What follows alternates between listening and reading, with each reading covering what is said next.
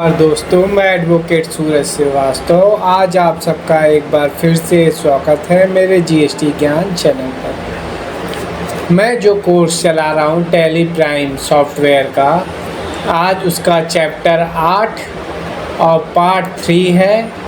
Part 3 का पहला part है। ठीक है, मैं आज आप सबको बताऊंगा पे हेड्स के बारे में। पे हेड कैसे किया जाता है। ठीक है,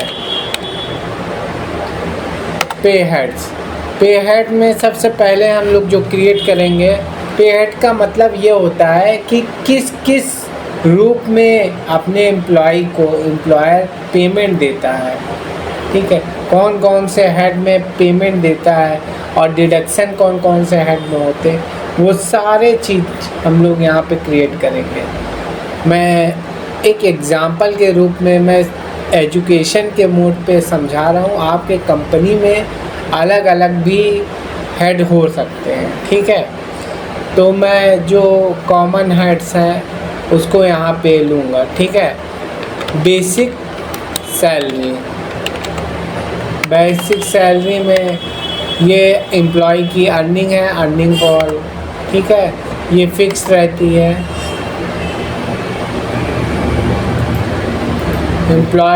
एम्प्लॉयर के लिए यहाँ फिक्स डायरेक्ट एक्सपेंस हो गया। ठीक है, after net salary, yes, basic salary. Gratuity में दो चीज़ ही लिया जाता है। ठीक है, एक बेसिक सैलरी और दूसरा क्या है, डीए, महंगाई भत्ता।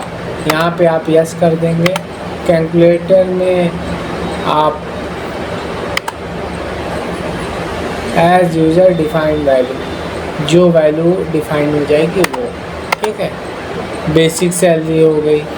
बेसिक सैलरी के बाद दूसरा हेड हम लेंगे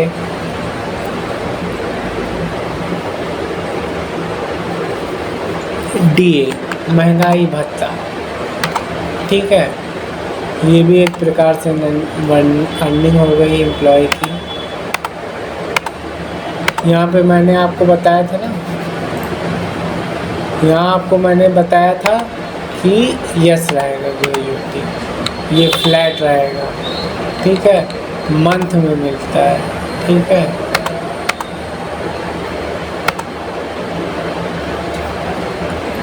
अब दूसरा हो गया डीए हो गया आपका।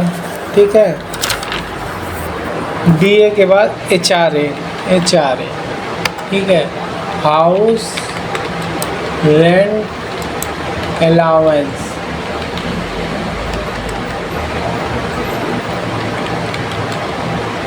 ये एक प्रकार से एम्प्लॉय की अर्निंग होती है।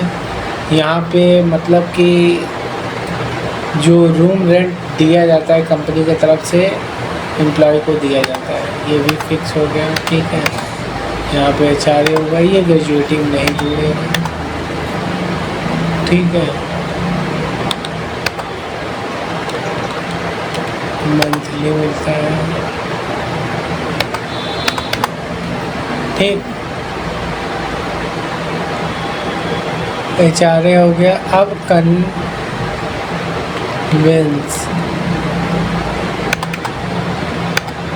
ये फ्लैट हो गया, इनडायरेक्ट कन्वेंस हो गया।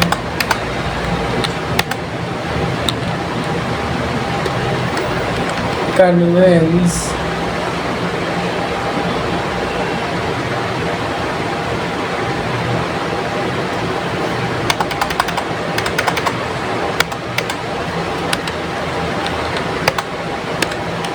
यहाँ पे मंथ, डेली में मंथ।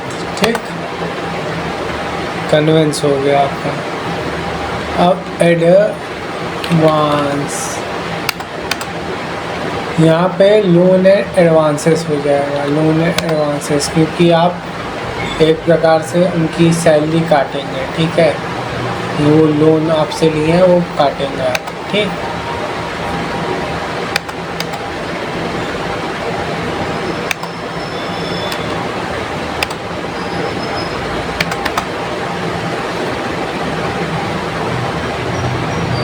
ये वीडियो केवल एजुकेशन पर्पस से बना रहा हूँ, सिखाने के लिए बना रहा हूँ। ये हर कंपनियों में अलग अलग हेड्स होते हैं, आप उसे अपने कंपनी के अकॉर्डिंग फिट करिएगा। ये मैं बस आप लोग को सिखा रहा हूँ, ठीक है। अब ईपीएफ हो गया,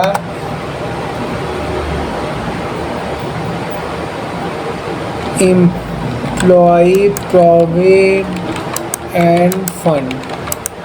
ये एक प्रकार से मतलब आपके सैलरी का हिस्सा 12% और 12% ही एम्प्लॉय का हिस्सा कट के ये जमा होता है, ठीक है।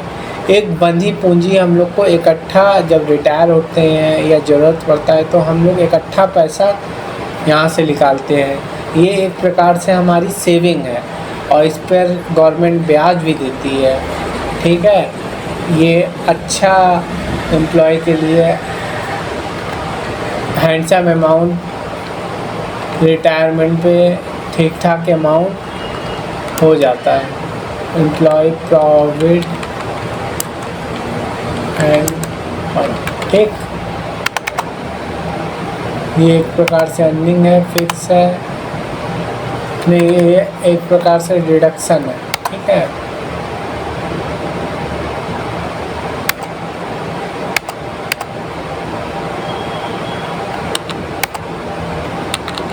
मंथली कटता है।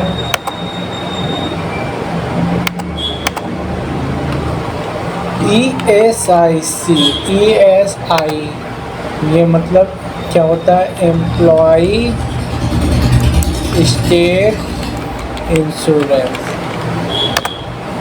ये कंपनी एम्प्लॉई का कुछ पैसा काट कर उनका इंश्योरेंस कराती है कि अगर उनको कोई दिक्कत होती है तो ये हॉस्पिटल के खर्चे उठा सकती है। ये ESI बहुत ही अच्छा इंश्योरेंस है, ठीक है। ये सब एम्प्लॉइयों का होता है।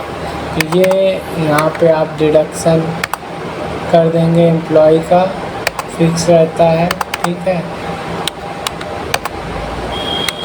मंथली, ठीक। मैंने आपको मेन हेड बताए हैं कि आप कैसे क्रिएट करेंगे, ठीक है। आप पर अपने कंपनी के अकॉर्डिंग आप उसको फिट करिएगा। मैंने एजुकेशन पर्पस से आप लोगों को सिखाया है कि कैसे क्रिएट करते हैं, ठीक है। आप अच्छे से इसकी प्रैक्टिस करिएगा, ठीक।